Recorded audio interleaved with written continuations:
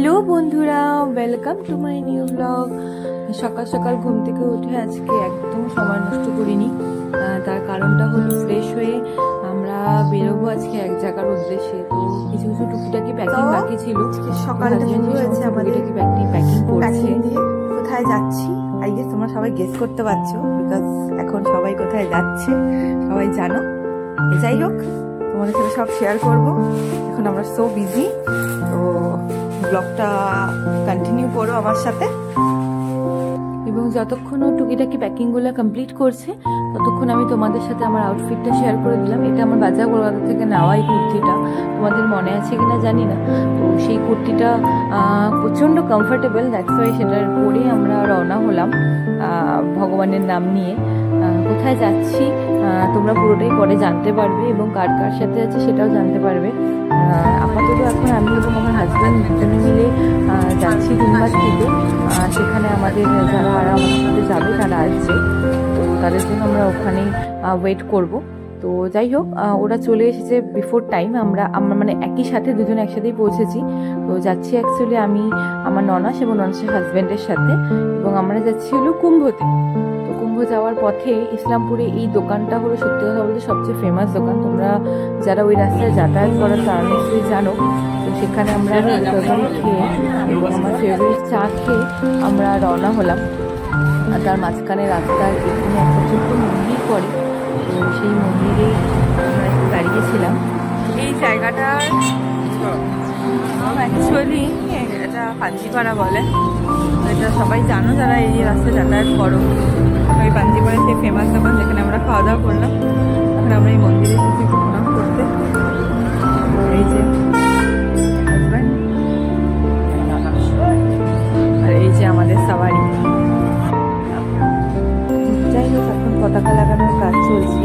কুম্ভ যাবো ভগবানের নাম না নিয়ে তাকে হয় বলে। পতাকা লাগানো হচ্ছে, we are going to কুম্ভ, হর হর মহাদেব।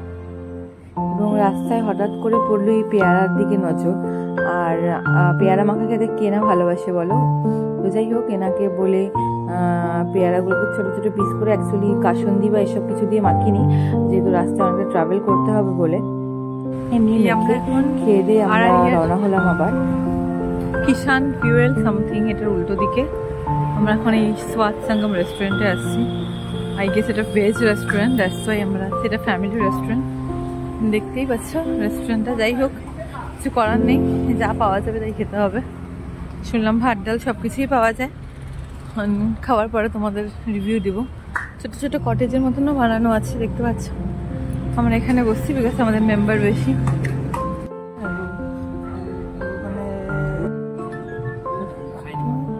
রুটি, ভাত আছে, ভেজ ডাল।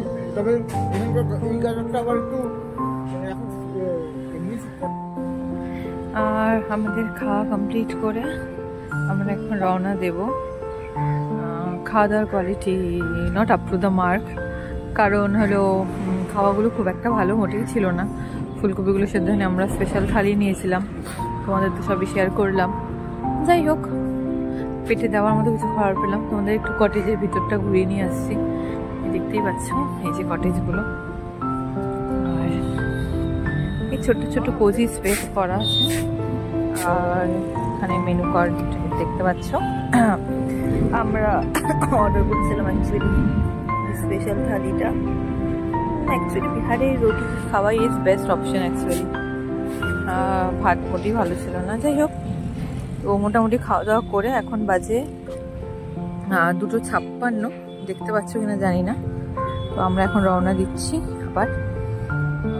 তো সেটিও তো আড়ারিয়াতে খাওয়া দাওয়া কমপ্লিট করে আমরা আবার চললাম আমাদের নেক্সট ডেস্টিনেশনের উদ্দেশ্যে।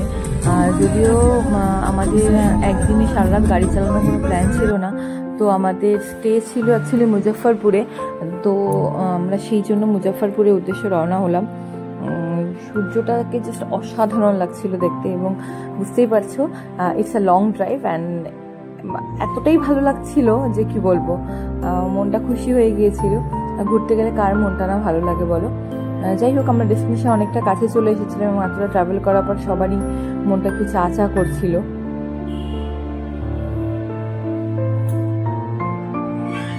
সেই চায়ের জন্য আমরা যেই ক্যাফেটাতে ক্যাফে ঠিক বলবো না, মোটামুটি সব খাবারই পাওয়া যায়। তো সেখানে আমরা সব দাঁড়িয়ে চা এবং অনিয়ন পকোড়া অর্ডার করেছিলাম, কারণ তাছাড়া কিছু খেতে ইচ্ছে করছিল না কারোরই, কারণ সবাই অনেকটাই টায়ার্ড হয়ে গেছিলাম। সেই সকালবেলায় মোটামুটি 10টা নাগাদ আমরা বেরিয়েছি, তারপর থেকে জাস্ট ট্রাভেলই করে যাচ্ছি। তো চা খেয়ে দেন আমরা আবার রওনা দেবো। ঠিকঠাক ছিল অ্যাকচুয়ালি, যে দুটো লোকেশনে আমরা চা খেয়েছি দুটোই চা ভালো ছিল। দেন চা খেয়ে আমরা আবার রওনা হলাম মুজফ্ফরপুরে। তখনও আরও আমাদের অনেকটাই ডিস্টেন্স বাকি ছিল মুজফ্ফরপুরের জন্য, তাই সময় নষ্ট না করে আমরা চললাম। এবং তোমরা দেখো রাস্তায় ধাবাগুলো এত সুন্দরভাবে ডেকোরেট করা, মনটা সত্যি ভালো লাগছিল দেখে। কেন জানি না অদ্ভুত ধরনের একটা ফিল হচ্ছিল। নাম হলো শুভম গেস্ট হাউস, আর এলো গাড়ি পার্কিংয়ের জায়গা আছে। রুমগুলো মোটামুটি ভালোই আছে, ঠিকঠাকই আছে ছোটোখাটোর মধ্যে। এবং এখানে খাওয়ার হবে আজকে, মোটামুটি চা খেয়ে আজকে রেস্ট নেব, কারণ কালকে অনেকটা জার্নি করতে হবে। এটা একদম ঠিক রাস্তার সামনেই, একটু ভিতরে আসতে হচ্ছে। এন্ট্রান্স শুভম গেস্ট হাউস, এখানে রিসেপশন আছে, অ্যান্ড উপরেও রুম আছে। দেখে নাও এখানে ভালো রুম, পরিষ্কার ক্লিন, ঠিকঠাক ছোটোখাটোর মধ্যে। অ্যান্ড এই দুটো আজকে আমরা নিয়েছি, এটা আমার ননদ এবং এটা আমাদের রুম। তোমার সাথে পরে রুম টু শেয়ার করবো। অ্যান্ড উপরে ডরমেটরিও আছে, বাট আমরা ডরমেটরি নেইনি। তো যাই হোক, এখানে ব্যবস্থা ভালোই, ঠিক আছে নাইট স্টে করার জন্য। নট সো লাক্সারি বাট ওকে। সবচেয়ে মেন কথা বল, টয়লেট আমার যেটা পরে হয়ে যাবো রাস্তার উপরে, দেখতেই পাচ্ছি এখন কুম্ভের যাত্রী। তো এখন আমরা চা অর্ডার করেছি, পুরো ভেজ খাবার দাবার ছিল, কোনো অসুবিধা হয়নি আমাদের খাওয়া দাওয়ার ব্যাপারে। এবং না বললে তোমরা জানোই আমি আর আমার হাজবেন্ড চায়ের পোকা, তো ওইখানে বসে আছি, আমি ওখানে বসবো। ঠিক আছে, আবার চাইলে তোমাদের সাথে কথা হবে। রুমের বিধ্বস্ত অবস্থা, তাও তোমাদের সাথে রুম ট্যুরটা শেয়ার করলাম। আর ছোট্টখাট্টোর মধ্যে রুমটা ভালোই ছিল, বাথরুমটা প্রচণ্ড ক্লিন ছিল, এবং আমরা এসে জাস্ট সমস্ত কিছু বিছানার উপর ফেলে রেখেছি। আগে মনে হয়েছে কতক্ষণ একটু ফ্রেশ হবো, কারণ এতটা জার্নি করেছি তোমরা বুঝতেই পারছো। যাই হোক, চা খেতে খেতে আমরা ম্যাচ দেখছিলাম, দিন রাতে ডিনারও তৈরি হয়ে গেছিলো। তো খাওয়া দাওয়া করে সত্যি কথা বলতে আর শরীর দিচ্ছিল না, বিকজ কালকে আবার জার্নি করতে হবে। তো তোমাদের সাথে আবার দেখা হবে, স্টে টিউন।